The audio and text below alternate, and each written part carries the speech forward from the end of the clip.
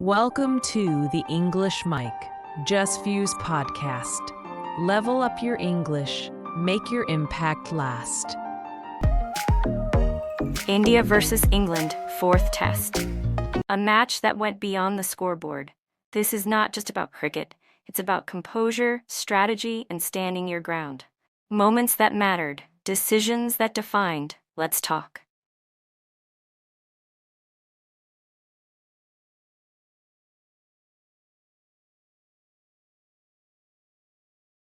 Welcome back, everyone, for another deep dive. Today, we're looking at something really interesting from the fourth test between India and England. And trust me, this goes way beyond just runs and wickets. We're talking about communication, about strategy, and those, unspoken statements that can say so much. It's this amazing case study, really, in pride, patience, and leadership. Exactly. And our mission here, if you like, is to dig into that match, specifically those intense moments, and pull out some nuggets of wisdom. We want to look at how things like pride, patience, leadership played out, offering insights that, frankly, apply well beyond the cricket pitch. Okay, so let's paint the picture. It's day 5 of that fourth test. Now, for anyone less familiar, day 5 is the final day. Crunch time, often leading to a result or sometimes a draw. And England, well, they clearly felt they'd, quote, done enough. Their captain, Ben Stokes, comes forward, offers the handshake. Which in Test cricket, that's usually the signal, isn't it? Okay, let's call it a draw. We're done here. A very recognizable gesture. Right. But here's the twist. India's response. It wasn't what anyone expected, was it? Not at all. And that's what's so fascinating. India's counter move. They were under pressure, definitely, facing a strong England side. But they just weren't going to accept a draw dictated by England, no handshake back. Instead, just this quiet, firm resolve. They kept batting, sent the players back out. Wow. Just kept playing? Exactly. It was a message, loud and clear, but without uttering a single syllable. We're not done. We decide when our innings ends. That kind of silence, that refusal to just go along with the expected script, it's incredibly powerful. It shows how actions or even inaction can totally control the narrative. It's about drawing your line respectfully but firmly, saying no without actually saying no. Precisely. You control the narrative, you don't just concede it. You have to read between those gestures. And it's crucial to note this wasn't just, theater for the sake of it. India backed it up. Their decision was grounded in what was happening on the scoreboard and this real determination to stand their ground. We saw some amazing performances contributing to that. Ravindra Jadeja hitting a century.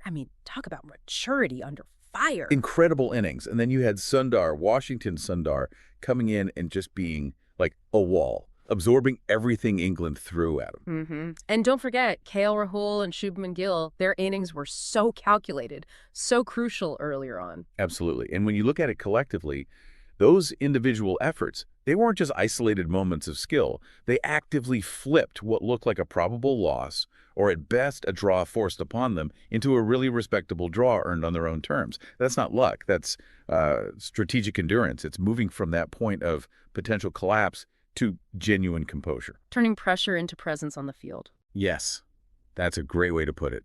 When the bat speaks louder than anything happening in the dugout or the commentary box, it just demonstrates how maintaining that cool head, executing your strategy, even when things are incredibly tough, can fundamentally change the outcome, from near defeat to a strong standing.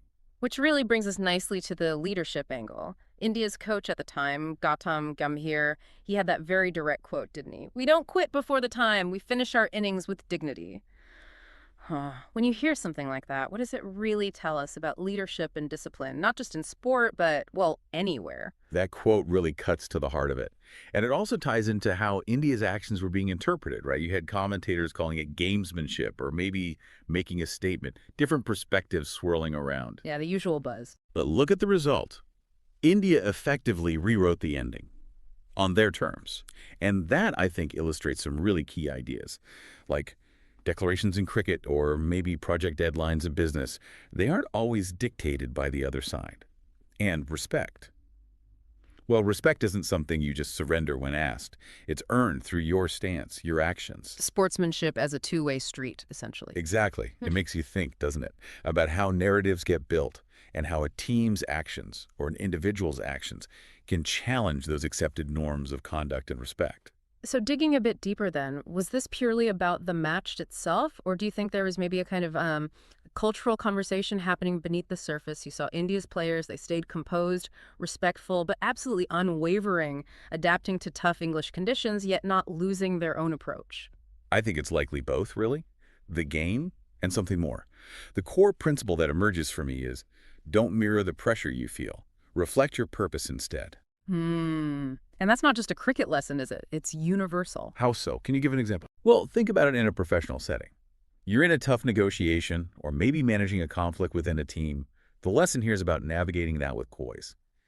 You aim to respond thoughtfully, not just react emotionally to provocation. You let your actions, your consistency, your clear purpose, let that frame your position instead of just raising your voice or getting defensive. Right, letting your actions speak for you.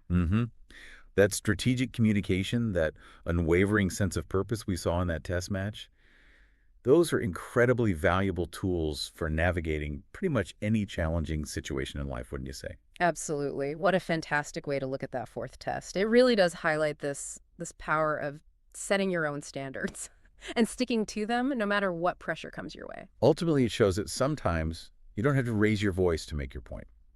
Sometimes. You just have to raise your standard.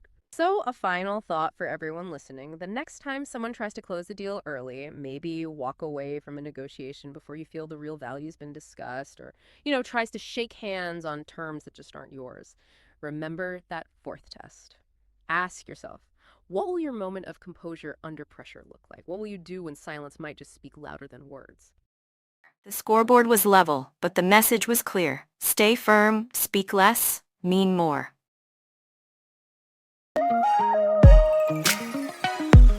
In today's podcast, we looked at more than just a cricket match. We explored how a team can communicate strength, confidence, and dominance without actually saying a word.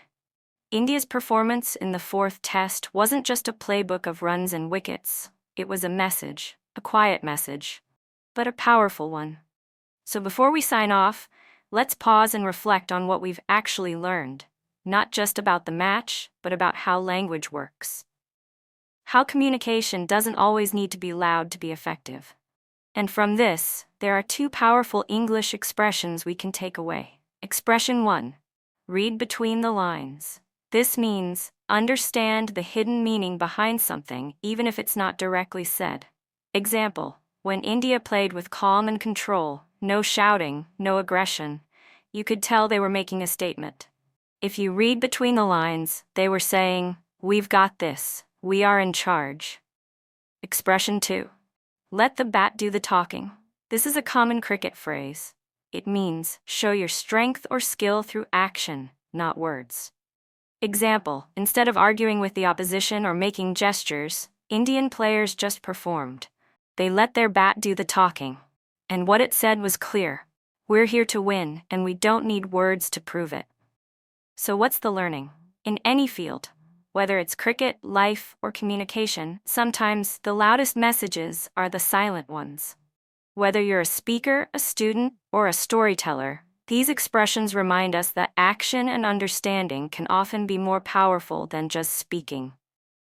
This was the EnglishMicjasveer'spodacast, and we'll be back with more stories where actions do the talking. Thank you for tuning in. Subscribe for more English power and fluency.